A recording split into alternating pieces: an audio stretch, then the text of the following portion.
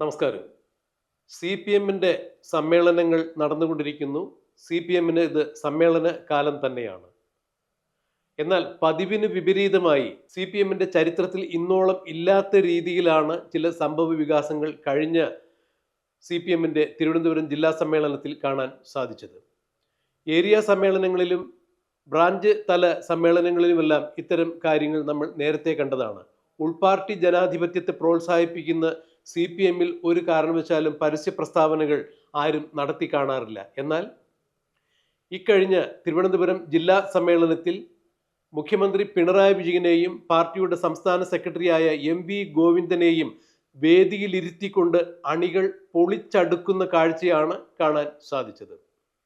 പിണറായി വിജയനെ പോലുള്ള ഒരു നേതാവ് വേദിയിലിരിക്കുമ്പോൾ പിണറായി വിജയന് താല്പര്യമില്ലാത്ത അഥവാ പിണറായി വിജയനെ നീരസപ്പെടുത്തുന്ന ഒരു വാക്ക് പോലും പറയാൻ സി പി എമ്മിനകത്ത് ഇതുവരെയും ആരും ഉണ്ടായിട്ടില്ല എന്നുള്ളതാണ് എടുത്തു പറയേണ്ട വസ്തുത.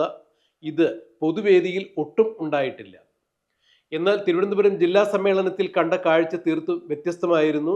സി പി എം വലിയൊരു വിഭാഗീയതയിലേക്ക് മാറുന്നു, അല്ലെങ്കിൽ സി പി എമ്മിനകത്ത് ഒരു വലിയ പൊട്ടിത്തെറി സംജാതമാകുന്നു എന്നുള്ളതിൻ്റെ കൃത്യമായ സൂചന തന്നെയായിരുന്നു തിരുവനന്തപുരം ജില്ലാ സമ്മേളനത്തിൽ കണ്ടത്. തിരുവനന്തപുരം ജില്ലാ സമ്മേളനം നടന്നത് വിഴിഞ്ഞത്ത് വച്ച് തന്നെയായിരുന്നു.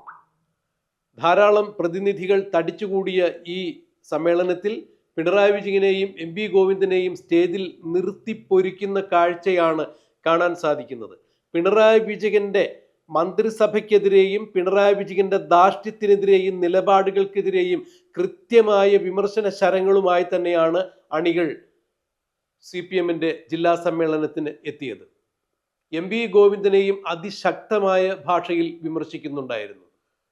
സർക്കാരിൻ്റെ ഓരോ മന്ത്രിമാരെയും, അതായത് ആരോഗ്യ വകുപ്പ് മന്ത്രി വീണ ജോർജിനെയും വിദ്യാഭ്യാസ വകുപ്പ് മന്ത്രി ശിവൻകുട്ടിയെയും ധനകാര്യ വകുപ്പ് മന്ത്രി ബാലഗോപാലിനെയും എല്ലാം അതിനിശിതമായ ഭാഷയിൽ കീറി മുറിച്ച് വിമർശിച്ചുകൊണ്ടുള്ള വിമർശനങ്ങൾ തന്നെയാണ് സി പി എമ്മിൻ്റെ തിരുവനന്തപുരം ജില്ലാ സമ്മേളനത്തിൽ ഉയർന്ന് കേട്ടത്. അക്ഷരാർത്ഥത്തിൽ പിണറായി വിജയനും ഗോവിന്ദനും ഞെട്ടിത്തരിച്ചിരുന്നു പോയി എന്ന് തന്നെയാണ് മനസ്സിലാക്കാൻ കഴിഞ്ഞത്. സി പി എമ്മിൻ്റെ ചരിത്രത്തിൽ ഇന്നോളം ഇങ്ങനെ ഒരു സമ്മേളനം ഉണ്ടായിട്ടില്ല എന്ന് തന്നെയാണ് എടുത്തു പറയേണ്ടത്. പിണറായി വിജയൻ വേദിയിലിരിക്കുമ്പോൾ പിണറായി വിജയന് അഹിതങ്ങളായ യാതൊരു തരത്തിലുള്ള വർത്തമാനങ്ങളും ഇന്നുവരെയും ഉണ്ടായിട്ടില്ല. അഥവാ അത്തരക്കാരെ ഒരു കാരണവശാലും പിണറായി വിജയൻ പ്രോത്സാഹിപ്പിച്ചിട്ടില്ല എന്നുള്ളതാണ് എടുത്തു പറയേണ്ട വസ്തുത. പക്ഷേ പതിവിന് വിപരീതമായ ശൈലിയിൽ തന്നെയാണ് പിണറായി വിജയൻ നടുങ്ങി തരിച്ചിരുന്നു സി പി എമ്മിൻ്റെ തിരുവനന്തപുരം ജില്ലാ സമ്മേളനത്തിൽ. എന്തിനാണ് ഇങ്ങനെയൊരു ആരോഗ്യ വകുപ്പ് എന്നാണ് പ്രവർത്തകർ ചോദിച്ചത്. വീണ ജോർജിനെ അതിനിശിതമായ രീതിയിൽ തന്നെയാണ് വിമർശിച്ചത്. കെ ശൈലജ ടീച്ചർ ആരോഗ്യ വകുപ്പ് മന്ത്രിയായിരുന്നപ്പോൾ ആ മേഖലയിലുണ്ടായിരുന്ന നേട്ടങ്ങൾ ഉയർത്തി കാണിച്ചുകൊണ്ടും ഇപ്പോൾ വീണ ജോർജിന്റെ ഭരണത്തിന് കീഴിൽ സർക്കാർ ആശുപത്രികളിൽ അത്യാവശ്യത്തിന് മരുന്ന് പോലുമില്ല എന്നുള്ള വളരെ ദുരവസ്ഥ തന്നെയാണ് പലരും എടുത്തു പറഞ്ഞത്. സർക്കാർ ആശുപത്രികളിലേക്ക് ജനം എത്താത്ത വിധത്തിൽ, അല്ലെങ്കിൽ അഥവാ സർക്കാർ ആശുപത്രികൾ മരണകേന്ദ്രങ്ങളായി മാറുന്നു എന്ന രീതിയിൽ തന്നെയാണ് പലരും പിണറായി വിജയന്റെ മുഖത്ത് നോക്കി പിണറായി വിജയന്റെ ഭരണപരാജയങ്ങൾ എണ്ണി എണ്ണി പറഞ്ഞത്. ഇത് തന്നെയാണ് വിദ്യാഭ്യാസ വകുപ്പ് മന്ത്രി ശിവൻകുട്ടിയുടെ കാര്യത്തിലും തിരുവനന്തപുരം ജില്ലാ സമ്മേളനത്തിൽ ഉയർന്ന ആരോപണങ്ങൾ. മന്ത്രിയെ കഴിവുകെട്ടവൻ എന്നാൽ ശിവൻകുട്ടിയെ ആരും വിശേഷിപ്പിച്ചില്ല. മന്ത്രി കഴിവുള്ളവൻ തന്നെയാണ്. എന്നാൽ മന്ത്രിയെ നിയന്ത്രിക്കുന്നത് വകുപ്പിലെ ചില ഉന്നത ഉദ്യോഗസ്ഥരാണ്.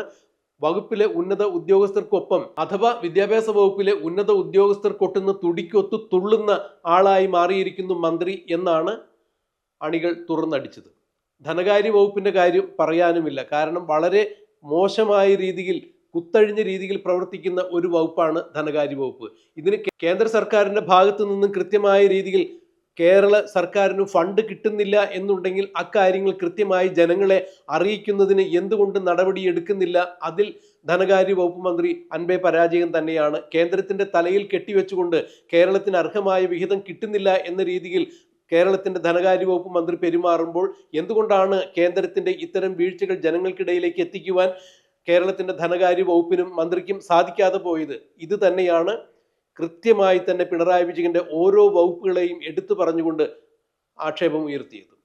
അക്ഷരാർത്ഥത്തിൽ പിണറായി വിജയൻ ഞെട്ടിത്തരിച്ചിരുന്നു പോയി. പിണറായി വിജയന്റെ രാഷ്ട്രീയ ജീവിതത്തിൽ ഇന്നോളം ഒരിക്കലും കേൾക്കാത്ത വാക്കുകൾ തന്നെയായിരുന്നു. പിണറായി വിജയനെതിരെയും കൃത്യമായ വിമർശനങ്ങൾ ഉയർന്നു. മുഖ്യമന്ത്രി എടുക്കുന്ന പല നിലപാടുകളോടും പാർട്ടിക്ക് യോജിക്കാൻ സാധിക്കുന്നില്ല, പാർട്ടി അണികൾക്ക് യോജിക്കാൻ സാധിക്കുന്നില്ല. മുഖ്യമന്ത്രിയുടെ ആഭ്യന്തര വകുപ്പിനെ കുറിച്ചും മുഖ്യമന്ത്രിയുടെ നിലപാടുകളെക്കുറിച്ചും ഇത് തന്നെയാണ് ഉയർന്നു വന്ന ആരോപണങ്ങൾ.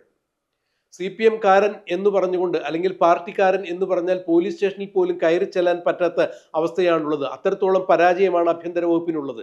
CPM കാർക്ക് പോലും പോലീസ് സ്റ്റേഷനിൽ നിന്ന് ന്യായമായ പല കാര്യങ്ങളും സാധിച്ചെടുക്കാൻ പറ്റാത്ത അവസ്ഥയിലേക്ക് കാര്യങ്ങൾ മാറിയിരിക്കുന്നു. പിന്നെ എന്തിനാണ് ആ സ്ഥാനത്ത് കയറിയിരിക്കുന്നത്? എന്തിനാണ് ഇങ്ങനെയൊരു ഭരണം?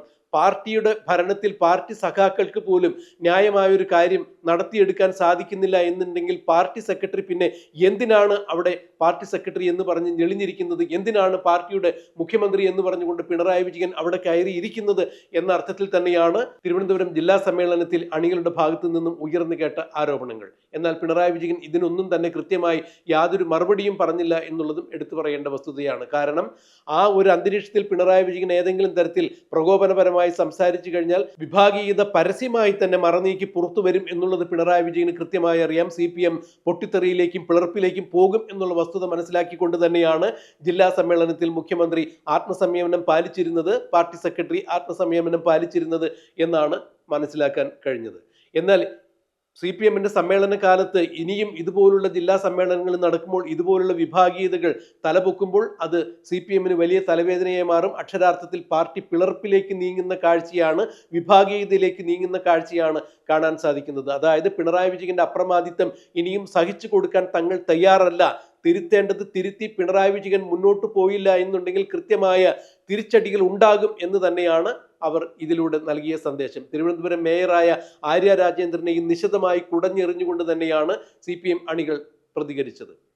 ഇതുപോലെ കഴിവുകെട്ട കഴപ്പണം കെട്ട ഒരു മേയറെ അവിടെ ഇരുത്തി പിൻസീറ്റ് ഡ്രൈവ് നടത്തി ഭരണം നടത്തുന്നത് ആർക്ക് വേണ്ടിയാണ് എന്നുള്ള ചോദ്യം തന്നെയാണ് ഉയർന്നത്. 2025 വരുന്ന തദ്ദേശ സ്വയംഭരണ സ്ഥാപനത്തിലെ തെരഞ്ഞെടുപ്പും 2026 നടക്കാനിരിക്കുന്ന നിയമസഭാ തെരഞ്ഞെടുപ്പുമെല്ലാം മേയർ ആര്യ രാജേന്ദ്രനെ ആ കസേരയിൽ ഇരുത്തിക്കൊണ്ട്, അതായത് തിരുവനന്തപുരം കോർപ്പറേഷന്റെ ചെയർപേഴ്സൺ സ്ഥാനത്തിരുത്തിക്കൊണ്ട് ഇത്തരത്തിൽ ഒരു ഭരണം ഇനിയും മുന്നോട്ട് കൊണ്ടുപോവുകയാണെങ്കിൽ തിരുവനന്തപുരത്ത് CPMന് പച്ച തൊടാൻ സാധിക്കില്ല എന്ന് തന്നെയാണ് ജില്ലാ സമ്മേളനത്തിൽ ഉയർന്നു കേട്ട ആരോപണങ്ങൾ. പിണറായി വിജയനെയും MV ഗോവിന്ദനെയും വേദിയിലിരുത്തി അവരുടെ മുഖം അടിച്ചു പൊളിക്കുന്ന രീതിയിൽ തന്നെയാണ് CPM അണികൾ ഇത്തരത്തിൽ ആരോപണ ശരങ്ങൾ ഉയർത്തിയത്. എന്തായാലും വരുന്ന ജില്ലാ സമ്മേളനങ്ങളിൽ CPMന്റെ അണികൾ ഇത്തരത്തിൽ പരസ്യ പ്രസ്താവന നടത്തുകയാണെങ്കിൽ CPMന്റെ വിഭാഗീയത മറനീക്കി പുറത്തേക്ക് വരുന്നു, CPM പിളർപ്പിലേക്ക് പോകുന്നു, പൊട്ടിത്തെറിയിലേക്ക് പോകുന്നു എന്ന് തന്നെയാണ് രാഷ്ട്രീയ നിരീക്ഷകർ ഇത്തരം സംഭവങ്ങളിൽ നിന്നും മനസ്സിലാക്കുന്നത്. അവർ അത് തന്നെയാണ് അഭിപ്രായപ്പെടുന്നത്. CPMന്റെ ഇനിയും നടക്കാനിരിക്കുന്ന ജില്ലാ സമ്മേളനങ്ങളിൽ ഇനി എന്തൊക്കെ പൊട്ടിത്തെറികൾ ഉണ്ടാകും, വിഭാഗീയതകൾ മറനീക്കി പുറത്തു വരും, CPM പിളർപ്പിലേക്ക് പോകുമോ, പിണറായി വിജയനും MV ഗോവിന്ദനും കൂടുതൽ പ്രതിരോധത്തിലാകുമോ എന്നുള്ളതെല്ലാം നമുക്ക് കണ്ടറിയാം, കാത്തിരിക്കാം.